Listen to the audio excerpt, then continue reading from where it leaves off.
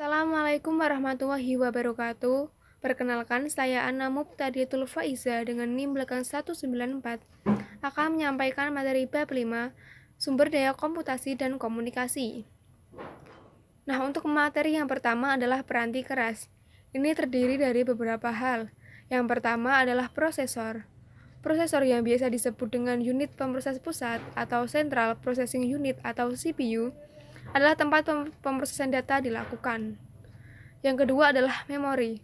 Memori yang disebut juga ruang penyimpanan primer atau Random Access Memory atau RAM, mengacu pada area penyimpanan yang terdapat pada papan sirkuit komputer. Yang ketiga adalah ruang penyimpanan tetap. Ruang penyimpanan tetap adalah ruang penyimpanan yang terpasang secara permanen di dalam komputer. Ruang penyimpanan tetap komputer mikro seringkali disertai dengan ruang penyimpanan tetap sebesar 80 GB, namun hard drive dapat sebesar 500 GB. Nah, yang keempat adalah ruang penyimpanan yang dapat dilepas, yaitu ruang penyimpanan yang dapat dilepas dari satu komputer dan dipasang kembali ke komputer yang lain. Yang kelima adalah alat-alat input atau input device. Ini terbagi menjadi dua, yaitu data yang diterima dari manusia dan data yang diterima dari mesin. Nah, data yang diterima dari manusia mengacu pada input yang diisi oleh seseorang yang mengetik pada sebuah keyboard, menekan mouse, menyentuh monitor, berbicara ke mikrofon, atau interaksi lain yang serupa. Sedangkan untuk data yang diterima dari mesin adalah data yang diterima oleh suatu alat elektronik atau mekanis. Contohnya saja adalah CCTV. Yang keenam adalah alat-alat output. Dua alat output yang paling dikenal adalah layar komputer, yang terkadang disebut monitor, dan printer. Meskipun konsep kantor tanpa kertas telah mendapat banyak perhatian, hasil output cetakan tetap merupakan fakta dari komputer. Yang ketujuh atau yang terakhir adalah multimedia.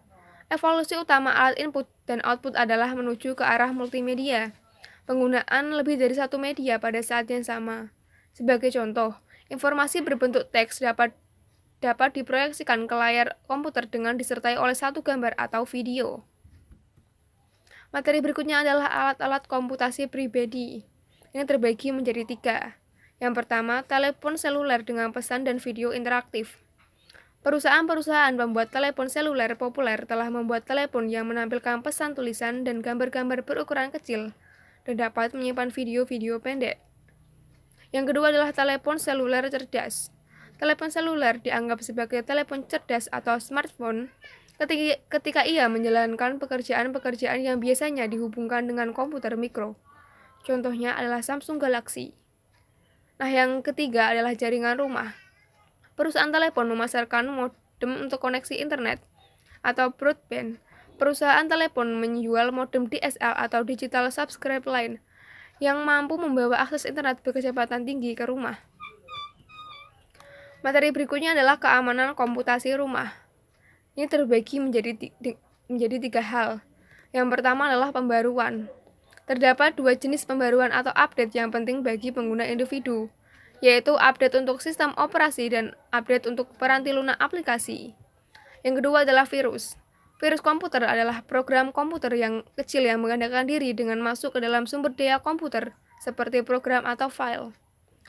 Worms adalah file atau program yang berdiri sendiri, umumnya dianggap sebagai virus, namun perbedaannya adalah worms tidak harus menempelkan dirinya pada suatu program atau file untuk menggandakan diri atau merusaknya.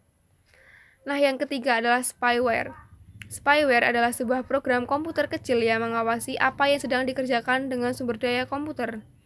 Beberapa spyware melaporkan aktivitas komputer, seperti situs-situs web app mana yang telah dikunjungi, atau aplikasi komputer apa yang telah digunakan. Materi berikutnya adalah peranti lunak. Ini terbagi menjadi dua, yaitu peranti lunak sistem dan peranti lunak aplikasi. Peranti lunak sistem adalah atau disebut juga dengan peranti lunak sistem operasi. Ini bertugas menjalankan tugas-tugas mendasar yang dibutuhkan oleh seluruh pengguna dari suatu komputer tertentu. Sedangkan untuk peranti lunak aplikasi dibagi menjadi tiga, yaitu peranti lunak aplikasi siap pakai, peranti lunak aplikasi khusus, dan peranti lunak yang ditulis oleh pengguna. Materi berikutnya adalah peranan peranti lunak yang mudah digunakan pengguna. Sumber daya berbasis komputer dapat memainkan satu peranan dalam tugas-tugas dari kebanyakan pekerjaan kantoran, mulai dari juru tulis, tingkat awal hingga direktur utama. Antarmuka yang ramah yang dipergunakan untuk masuk ke sumber daya berbasis komputer berarti bahwa lebih banyak data yang akan dipergunakan dalam mengambil keputusan yang lebih baik. Tinjauan atas karakteristik aplikasi yang ramah pada pengguna adalah sebagai berikut. Yang pertama, dialog yang dipandu untuk mengarahkan pengguna sehubungan dengan data apa yang dibutuhkan, format data yang diminta, dan masalah-masalah lain yang serupa. Yang kedua adalah menu. Yang ketiga adalah pola dan formulir-formulir isian. Yang keempat adalah bantuan yang sensitif pada konteks. Yang terakhir adalah antarmuka berbentuk grafis dengan menggunakan simbol-simbol terstandardisasi. Materi berikutnya adalah komunikasi. Ini terbagi menjadi beberapa hal. Yang pertama adalah koneksi publik. Seseorang yang menggunakan sistem telepon tetap dapat memahami komunikasi, bahkan ketika saluran tersebut memiliki suara statis atau suara berdengung. Sedangkan komputer membutuhkan koneksi yang sangat dapat diandalkan. Yang kedua adalah saluran pribadi.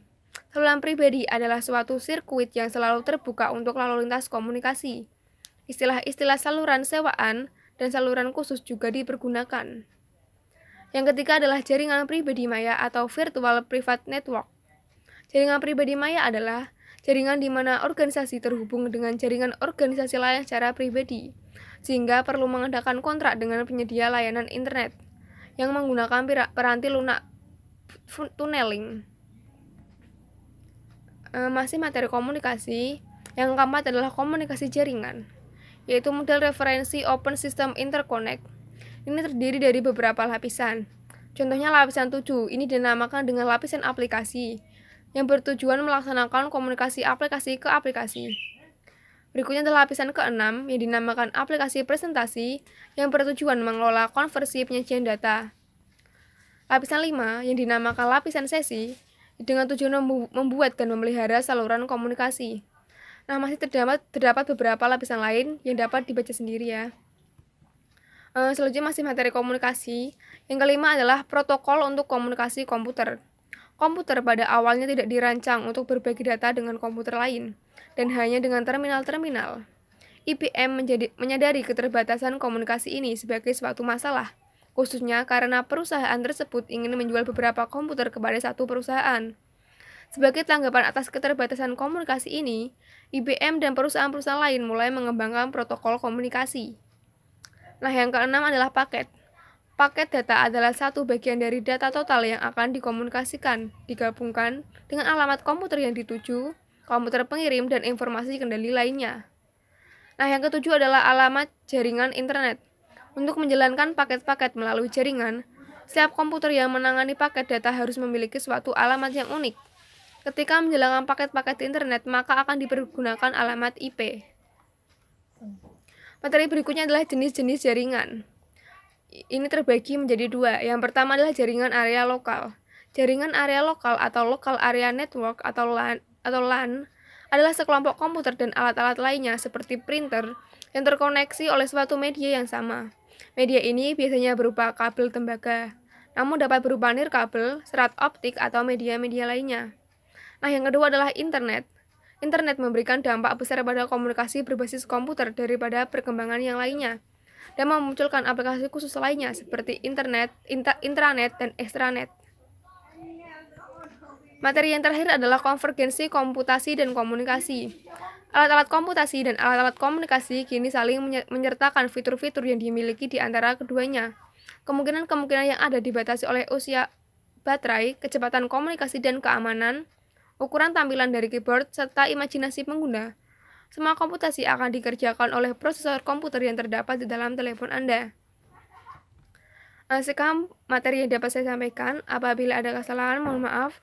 Terima kasih atas perhatiannya. Wassalamualaikum warahmatullahi wabarakatuh.